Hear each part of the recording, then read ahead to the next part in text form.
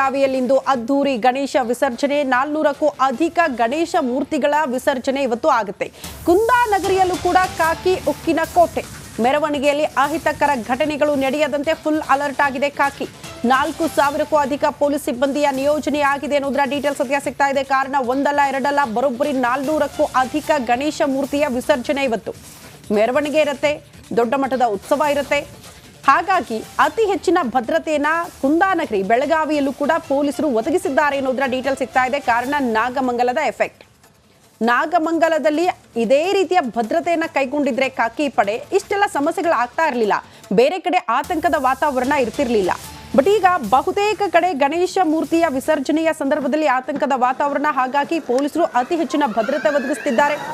ಯಾವುದೇ ರೀತಿಯ ಅಹಿತಕರ ಘಟನೆಗಳು ನಡೀಬಾರದು ಅಂತ ನೋಡಿ. ಕುಂದಾನಗರಿ ಬೆಳಗಾವಿಯಲ್ಲಿ ಈ ಹಿಂದೆ ಎಲ್ಲ ಜಿಲ್ಲಾಡಳಿತ ಶಾಂತಿ ಸಭೆಗಳನ್ನ ಮಾಡಿದೆ. ಕಾರಣ ಈದ್ ಮಿಲಾದ್ ಮತ್ತು ಗಣೇಶ ಉತ್ಸವ ಒಟ್ಟೊಟ್ಟಿಗೆ ಬಂದಿದೆ ಅನ್ನೋ ಕಾರಣಕ್ಕೆ ಇದನ್ನ ನಾಗಮಂಗಲದಲ್ಲಿ ಮಾಡಿರ್ಲಿಲ್ವಾ ಅನ್ನೋದು ಕೂಡ ಪ್ರಶ್ನೆ. ನೋಡಿ ಯಾವ ರೀತಿ ಸಿದ್ಧತೆ ಆಗಿದೆ. ಇದು ಕುಂದಾನಗರಿ ಬೆಳಗಾವಿಯ ದೃಶ್ಯವನ್ನ ನಾವು ಗಮನಿಸ್ತಾ ಇದೀವಿ. ಅತಿ ಹೆಚ್ಚಿನ ಭದ್ರತೆ. ಕಾರಣ ಬೆಳಗಾವಿಯ ಯಾವುದೇ ಗಲ್ಲಿಗೆ ನೀವು ಕಾಲಿಟ್ಟರೂ ಕೂಡ ಪೊಲೀಸರ ಸರ್ಪಗಾವಲು ಕಾಣಿಸುತ್ತೆ.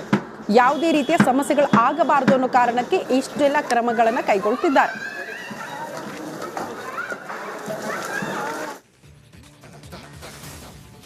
ಬೆಂಗಳೂರಿನಲ್ಲಿ ಮತ್ತೊಂದು ರೋಡ್ ರೇಜ್ ಪ್ರಕರಣ. ಮೋಸ್ಟ್ಲಿ ಬೆಳಗ್ಗೆದ್ದು ನಾವು ಗಮನಿಸಿದ್ರೆ ಸಿಲಿಕಾನ್ ಸಿಟಿಯಲ್ಲೇ ಒಂದಲ್ಲ ಒಂದು ರೋಡ್ ರೇಜ್ ಪ್ರಕರಣ ಇತ್ತೀಚೆಗೆ ಬೆಳಕಿಗೆ ಬರ್ತಾ ಇದೆ. ಸೊ ಇದಕ್ಕೂ ಕೂಡ ಕಡಿವಾಣ ಹಾಕೋದಕ್ಕೆ ಪೊಲೀಸರಿಗೆ ಸಾಧ್ಯ ಆಗ್ತಾ ಇಲ್ಲ ಅನ್ನೋದು ಸ್ಪಷ್ಟ.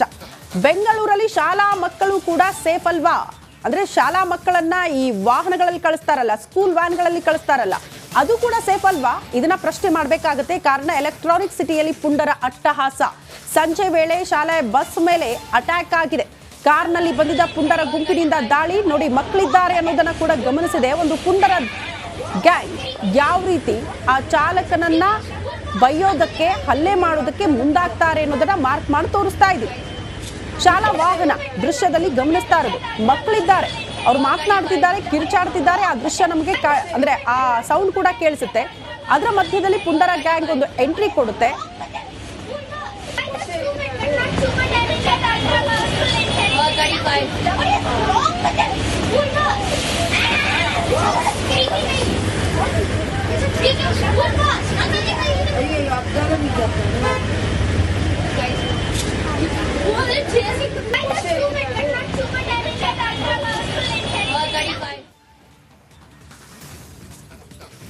ಮಂಗಳೂರಲ್ಲಿ ಮತ್ತೆ ಧರ್ಮ ದಂಗಲ್ ಶುರುವಾಗಿದೆ. ಕಿಡಿಗೇಡಿಗಳ ಆ ಒಂದು ಆಡಿಯೋದಿಂದ ಕರಾವಳಿ ನಿಗಿ ಕೆಂಡವಾಗ್ಬಿಟ್ಟಿದೆ. ಕಡಲ ನಗರಿಯಲ್ಲಿ ಕೇಸರಿ ಕಹಳೆ ಮೊಳಗಿಸಿದೆ. ಪರಿಸ್ಥಿತಿ ನಿಯಂತ್ರಣ ಮಾಡುವುದಕ್ಕೆ ಪೊಲೀಸರು ಕೂಡ ಹರಸಾಹಸ ಪಟ್ಟಿದ್ದಾರೆ. ಈ ಕುರಿತ ಒಂದು ವರದಿ ಇಲ್ಲಿದೆ ನೋಡಿ.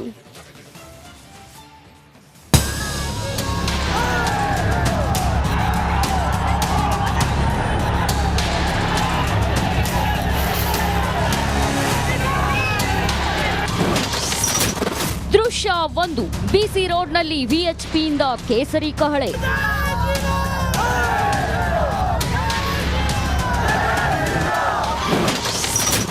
ದೃಶ್ಯ 2. ಬ್ಯಾರಿಕೇಡ್ ಕಿತ್ತು ಹಿಂದೂ ಕಾರ್ಯಕರ್ತರ ಕಿಡಿ.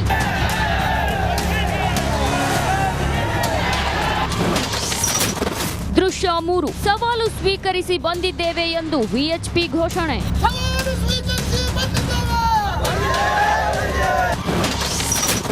ದೃಶ್ಯ 4. ಪರಿಸ್ಥಿತಿ ನಿಯಂತ್ರಣಕ್ಕೆ ಪೊಲೀಸ್ ಹರಸಾಹಸ.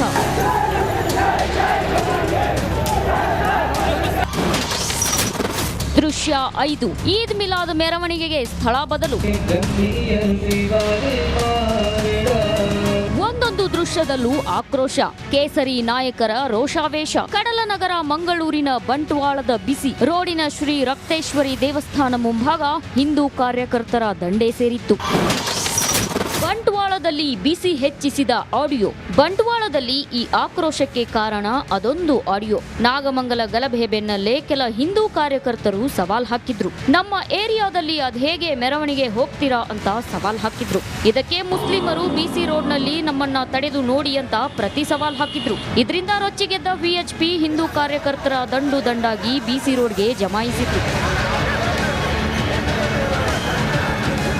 ಯಾರೋ ಒಬ್ಬ ಗೂಂಡಗಳು, ಯಾರೋ ಒಬ್ಬ ರೌಡಿ ಶೀಟರ್ಗಳು, ಯಾರೋ ಒಬ್ಬ ಜಿಹಾದಿಗಳು, ಭಯೋತ್ಪಾದಕರು ಇವತ್ತು ಹಿಂದೂ ಸಂಘಟನೆಗೆ ಸವಾಲು ಹಾಕಿದ್ದಾರೆ, ಹಿಂದೂ ಸಮಾಜಕ್ಕೆ ಸವಾಲು ಹಾಕಿದ್ದಾರೆ. ದಕ್ಷಿಣ ಕನ್ನಡ ಜಿಲ್ಲೆ ಇದು ಹಿಂದುತ್ವದ ತವರೂರು. ಇಲ್ಲಿ ನಾವು ಸುಮ್ಮನೆ ಕುತ್ಕೊಳ್ಳುವಂತಿಲ್ಲ.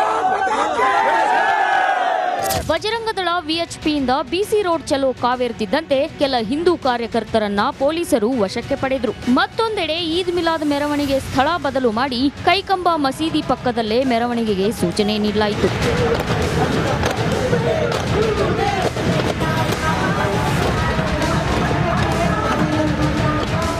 ಬದಲಿಸಿದ ಮಾರ್ಗದಲ್ಲೂ ಕೆಲ ಹಿಂದೂ ಕಾರ್ಯಕರ್ತರು ಈದ್ ಮಿಲಾದ್ ಮೆರವಣಿಗೆ ತಡೆಯೋಕೆ ಯತ್ನಿಸಿದ್ರು. ಕೂಡಲೇ ಪೊಲೀಸರು ನೆರೆದಿದ್ದವರನ್ನ ಚದುರಿಸಿದ್ರು.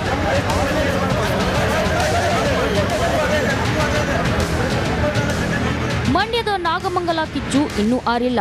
ರಾಜ್ಯಾದ್ಯಂತ ಈ ಘಟನೆ ಹಿಂದೂ ಕಾರ್ಯಕರ್ತರನ್ನ ರೊಚ್ಚಿಗೇಳುವಂತೆ ಮಾಡಿದ್ದು, ಮತ್ತೊಂದು ನಾಗಮಂಗಲ ಘಟನೆ ಆಗದಂತೆ ಪೊಲೀಸರು ಕಟ್ಟೆಚ್ಚರ ವಹಿಸಿದ್ದಾರೆ.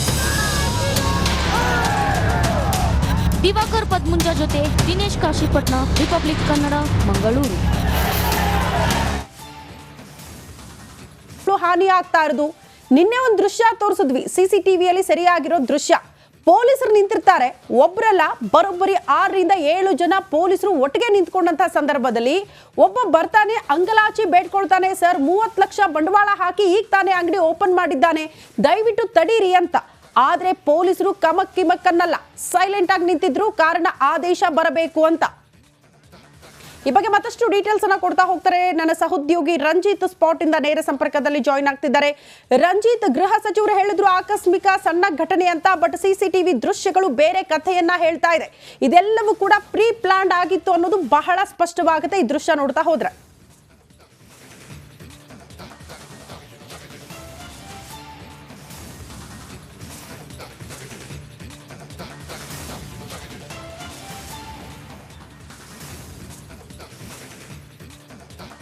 ಖಂಡಿತವಾಗ್ಲೂ ಕೂಡ ಶ್ರುತಿ, ಈ ರೀತಿಯ ದೃಶ್ಯಗಳು, ಹತ್ತಾರು ದೃಶ್ಯಗಳನ್ನ ನಾವು ರಿಪಬ್ಲಿಕ್ ಕನ್ನಡ ಜನರ ಮುಂದೆ ತೆರೆದಿಟ್ಟಿದ್ವಿ. ಅದರಲ್ಲಿ ಬಹಳ ಸ್ಪಷ್ಟವಾಗಿತ್ತು ಶ್ರುತಿ, ಇವರು ಗಲಭೆ ಆಗೋದಕ್ಕಿಂತ ಮುಂಚೆ ಮೆಡಿಕಲ್ಗಳಲ್ಲಿ, ಹಲವಾರು ಮೆಡಿಕಲ್ಗಳಲ್ಲಿ ಸುಮಾರು 300ರಿಂದ 350 ಮಾಸ್ಕ್ ಅನ್ನ ಖರೀದಿ ಮಾಡಿದ್ರು ಅನ್ನೋದನ್ನ ನಾವು ಜನರ ಮುಂದೆ ತೆರೆದಿಟ್ಟಿದ್ವಿ. ಅದರ ಜೊತೆಗೆ ಈ ಕಲ್ಲುಗಳನ್ನ, ಸೈಜ್ ಕಲ್ಲುಗಳನ್ನ, ಬಾಟಲ್ಗಳನ್ನ, ತಲವಾರುಗಳನ್ನ, ಅದರ ಜೊತೆಗೆ ದೊಡ್ಡ ದೊಡ್ಡ ಈ ಮರದ ಕಂಬಿಗಳನ್ನೆಲ್ಲ ಇವರು ಹಿಡಿದುಕೊಂಡು ಬಂದಿದ್ರು, ಕಬ್ಬಿಣದ ಕಂಬಿಗಳನ್ನೆಲ್ಲ ಹಿಡಿದುಕೊಂಡು ಬಂದಿದ್ರು ಅನ್ನೋದನ್ನ ನಾವು CCTV ಫುಟೇಜ್ಗಳನ್ನ ಎಕ್ಸ್ಕ್ಲೂಸಿವ್ ಆಗಿ ಜನರ ಮುಂದೆ ತೆರೆದಿಟ್ಟಿದ್ವಿ. ಅದೆಲ್ಲದರ ನಂತರವೂ ಕೂಡ, ಪ್ರಾಥಮಿಕ ಮಾಹಿತಿಯನ್ನ ತೆಗೆದುಕೊಂಡ ಆದ ನಂತರವೂ ಕೂಡ ಮಾನ್ಯ ಘನತೆವೆತ್ತ ಹೋಮ್ ಮಿನಿಸ್ಟ್ರಿ ಹೇಳ್ತಾರೆ ಇದು ಆಕಸ್ಮಿಕವಾಗಿ ಆದಂತ ಘಟನೆ ಅಂತ ಹೇಳಿ. ಆಕಸ್ಮಿಕ ಘಟನೆ ಖಂಡಿತವಾಗ್ಲೂ ಕೂಡ ಇದು ಅಲ್ವೇ ಅಲ್ಲ, ಆಗಿರೋದು ಪ್ರೀ ಪ್ಲಾನ್ಡ್ ಆಗಿ ಮಾಡಿರುವಂತ ಘಟನೆ. ಗಣೇಶನ ಮೆರವಣಿಗೆ ಬರೋದು ಗೊತ್ತಿತ್ತು, ಗಣೇಶನ ಮೆರವಣಿಗೆ ಎಲ್ಲಿ ಬರುತ್ತೆ, ವಿಸರ್ಜನೆಯ ಮೆರವಣಿಗೆ ಎಲ್ಲಿ ಬರುತ್ತೆ ಅನ್ನೋ ವಿಚಾರವೂ ಕೂಡ ಗೊತ್ತಿತ್ತು. ಯಾವ ಮಾರ್ಗವಾಗಿ ಬರುತ್ತೆ, ಆ ಮಾರ್ಗದಿಂದ ಯಾವ ಮಾರ್ಗವಾಗಿ ವಿಸರ್ಜನೆ ಆಗುತ್ತೆ, ಆ ವಿಸರ್ಜನೆ ಆಗುವ ಜಾಗದಿಂದ ಸುಮಾರು 500 ಮೀಟರ್ ದೂರದಲ್ಲಿ ಒಂದು ಕೋಮಿನವರ ಮಂದಿರ ಇದೆ. ಆ ಕೋಮಿನವರ ಮಂದಿರ ಏನಿದೆ, ಆ ಮಂದಿರದ ಹತ್ತಿರವೂ ಕೂಡ ಸುಳಿಯದ ಗಣಪತಿಯ ವಿಸರ್ಜನೆಯ ಮೆರವಣಿಗೆ ಮೊದಲೇ ಎಲ್ಲವೂ ಕೂಡ ಪ್ರೀ ಪ್ಲಾನ್ ಆಗಿತ್ತು ಅನ್ನೋದಕ್ಕೆ ನಾವು ಒಂದರ ನಂತರ ಒಂದು ತೋರಿಸಿದಂತಹ CCTV ದೃಶ್ಯಗಳೇ ಸಾಕ್ಷಿಯಾಗುತ್ತೆ. ಇಲ್ಲಿ ಗಲಭೆಯನ್ನ ಸೃಷ್ಟಿಸಬೇಕು, ಇಲ್ಲಿ ಗಣಪತಿಯ ವಿಸರ್ಜನೆಯನ್ನ ಮಾಡುವ ವಿಜೃಂಭಣೆಯ ಕಾರ್ಯಕ್ರಮವನ್ನ ಹಾಳುಗೆಡವಬೇಕು, ಇಲ್ಲಿನ ಒಂದು ಸಮುದಾಯದ ಜನರಲ್ಲಿ ಭಯದ ವಾತಾವರಣವನ್ನ ಸೃಷ್ಟಿಸಿ, ಇಲ್ಲಿ ಒಂದು ದಳ್ಳೂರಿಯನ್ನ ಸೃಷ್ಟಿಸಿ, ಜನರು ಇನ್ನು ಮುಂದೆ ಗಣಪತಿಯ ಹಬ್ಬವನ್ನ ಮಾಡಬಾರದು, ಗಣಪತಿಯ ಹಬ್ಬ ಅಂತ ಹೇಳಿದ್ರೆ ಯುವಕರು ಭಯಪಡುವಂತಹ ಸ್ಥಿತಿಯನ್ನ ನಿರ್ಮಾಣ ಮಾಡಬೇಕು ಅನ್ನೋದು ಒಂದು ಕೋಮಿನವರ ಉದ್ದೇಶ ಆಗಿತ್ತು ಅನ್ನೋದು ಪ್ರಾಥಮಿಕ ಮಾಹಿತಿಯಲ್ಲಿ ತಿಳಿದು ಬರ್ತಾ ಇದೆ. ಆದರೆ ಘನತೆವೆತ್ತ ಸರ್ಕಾರ ಒಂದು ಕೋಮಿನವರ ಓಲೈಕೆಗಾಗಿ ಈ ರೀತಿಯಾಗಿ ಅವರ ಬೆನ್ನೆಲುಬಾಗಿ ನಿಂತ್ಕೊಂಡಿತ್ತು ಅನ್ನೋದಕ್ಕೆ ಮತ್ತೊಂದು ಉದಾಹರಣೆ ಅಂತ ಹೇಳಿದ್ರೆ, ಆ ದಿನ ಘಟನೆ ಆದಂಥ ಸಮಯದಲ್ಲಿ ಇದ್ದಂಥ ಖಾಕಿ ಪಡೆ, ಸರ್ ನನ್ನ ಅಂಗಡಿಗೆ 30 ಲಕ್ಷ ಹಾಕಿದ್ದೀನಿ, 1 ತಿಂಗಳು ಆಗಿಲ್ಲ ಸರ್, ಬೆಂಕಿ ಇಡ್ತಾರೆ ಸರ್, ದಯವಿಟ್ಟು ಕಾಪಾಡಿ ಸರ್, ರಕ್ಷಣೆ ಮಾಡಿ ಅಂತ ಹೇಳಿದ್ರು ಕೂಡ ಕೈ ಕಟ್ಟಿ ಆರ್ಡರ್ ಆರ್ಡರ್ಗಾಗಿ ಕುಳಿತುಕೊಂಡಿದ್ದನ್ನ, ಆರ್ಡರ್ಗಾಗಿ ಕಾದು ನಿಂತಿದ್ದನ್ನ ನೋಡಿದ್ರೆ ನಿಜಕ್ಕೂ ಕೂಡ ಮನ ಕಲಕುತ್ತೆ. ನಾವು ಹಾನಿಯಾಗಿರುವಂತ ಸುಮಾರು 25-30 ಅಂಗಡಿಗಳಿಗೆ ಹೋದ್ವಿ, ಅವರನ್ನ ಹೇಳಿದ್ವಿ, ನಾವು ಕೇಳಿದ್ವಿ. ಕೇವಲ ಎರಡು ಕೋಮಿನ ಅಂಗಡಿಗಳು ಏನು ಭಸ್ಮವಾಗಿದ್ದಾವೆ ಆ ಎಲ್ಲ ಅಂಗಡಿಗಳಿಗೆ ಹೋಗಿ ಅವ್ರನ್ನ ಮಾತಾಡಿಸಿದಾಗ ಅವ್ರು ಹೇಳಿದಂತ ಮಾತು, ಸರ್ ಪೊಲೀಸರು ಇಲ್ಲೇ ಇದ್ರು ಸರ್, ನಮ್ಮ ಜೊತೆಗೆ ನಿಂತಿದ್ರು ಸರ್, ಗಲಾಟೆ ಮಾಡಿ ಬೆಂಕಿ ಹತ್ತಾ ಇದ್ರು ಕೂಡ ತುಟಿಪಿಟಕ್ಕೆ ಅನ್ನಲಿಲ್ಲ ಸರ್ ಅಂತೇಳಿ ಹೇಳಿದ್ರು. ಅಂದ್ರೆ ಬಹಳ ಕ್ಲಿಯರ್ ಆಗಿ ಗೊತ್ತಾಗುತ್ತೆ ಇದರಲ್ಲಿ ಗೋಮು ಗಲಭೆ ಮಾಡೋದು ಇವ್ರ ಉದ್ದೇಶ ಆಗಿತ್ತು. ಆ ಮೂಲಕ ತಮ್ಮ ರಾಜಕೀಯ ಬೇಳೆ ಬೇಯಿಸ್ಕೊಳ್ಳೋದು ಈ ರಾಜಕೀಯ ವ್ಯಕ್ತಿಗಳ ಉದ್ದೇಶ ಆಗಿತ್ತು. ಪೊಲೀಸರು ಮಾತ್ರ ಕೈಕಟ್ಟಿ ಕುಳಿದುಕೊಂಡಿದ್ದು ಅದೆಲ್ಲ ತೀವ್ರವಾದ ನಂತರ ಮತ್ತೊಂದು ಸ್ವರೂಪಕ್ಕೆ ಬಂದಾದ ನಂತರ ಅಮಾಯಕರನ್ನ ರಾತ್ರೋರಾತ್ರಿ ಮನೆಗೆ ಬಂದು ಎಳೆದುಕೊಂಡು ಹೋಗಿದ್ದು, ಇದೆಲ್ಲವೂ ಕೂಡ ನಮ್ಮ ಕಣ್ಣು ಮುಂದೆ, ನಮ್ಮ ಕಣ್ಣಿಗೆ ಕಟ್ಟಿದ ರೀತಿಯಲ್ಲಿದೆ. ಆ ಮೂಲಕ ಒಂದಂತೂ ಬಹಳ ಕ್ಲಿಯರ್ ಆಗುತ್ತೆ ಶ್ರುತಿ, ನೀವು ಹೇಳ್ದಂಗೆ ಈ CCTV ಫುಟೇಜ್ ಅಲ್ಲ, ಇನ್ನು 10 CCTV ಫುಟೇಜ್ಗಳನ್ನ ನಾವು ಕೊಡ್ತೀವಿ. ಆ CCTV ಫುಟೇಜ್ ನಲ್ಲಿ ಗೊತ್ತಾಗುತ್ತೆ ಮಾನ್ಯ ಹೋಮ್ ಮಿನಿಸ್ಟರ್, ಒಬ್ರು ಜವಾಬ್ದಾರಿಯುತ ಸ್ಥಾನದಲ್ಲಿರುವಂತ ಮಾನ್ಯ ಹೋಮ್ ಮಿನಿಸ್ಟರ್ ಕೊಟ್ಟಂತ ಆಕಸ್ಮಿಕವಾದ ಹೇಳಿಕೆ. ಖಂಡಿತವಾಗ್ಲೂ ಕೂಡ ಇದು ಆಕಸ್ಮಿಕವಾದಂಥ ಘಟನೆ ಅಲ್ಲ, ಇದು ಪ್ರೀ ಪ್ಲಾನ್ಡ್ ಆಗಿ ಮಾಡಿದ್ರು. ಪೊಲೀಸರು ಕೂಡ ತನಿಖೆಯನ್ನು ಮಾಡ್ತಾ ಇದ್ದಾರೆ. ಮತ್ತೊಂದು ವಿಚಾರ ಅಂತ ಹೇಳಿದ್ರೆ, ಆ ಕೇರಳದ ಜನ ಈ ನಾಗಮಂಗಲಕ್ಕೆ ಬಂದು ಗಲಭೆ ಮಾಡ್ತಾರೆ ಅಂತ ಹೇಳಿದ್ರೆ ಹೆಂಗ್ ಸ್ವಾಮಿ ಇದು ಆಕಸ್ಮಿಕವಾಗಿ ಆಗೋದಕ್ಕೆ ಸಾಧ್ಯ ಆಗುತ್ತೆ? ಕೆಲ ರೌಡಿ ಶೀಟರ್ಗಳು ರಾತ್ರಿ ಮನೆ ಬಿಡ್ತಾರೆ ಅಂತ ಹೇಳಿದ್ರೆ ಹೆಂಗಿದು ಆಕಸ್ಮಿಕವಾಗಿ ಸಾಧ್ಯ ಆಗುತ್ತೆ? ಇದು ಪ್ರೀ ಪ್ಲಾನ್ಡ್, ಇದು ಒಂದು ಸಂಘಟಿತವಾದಂಥ ಕೃತ್ಯ. ಇದು ಎರಡು ಕೋಮಿನ ನಡುವೆ ದಳ್ಳೂರಿಯನ್ನ ಸೃಷ್ಟಿ ಮಾಡೋದಕ್ಕೆ ನಡೆದಂಥ ಘಟನೆ. ಇದು ಜನರಲ್ಲಿ ಭಯವನ್ನ ಹುಟ್ಟಿಸೋದಕ್ಕೆ ಮಾಡಿದಂತ ಘಟನೆ.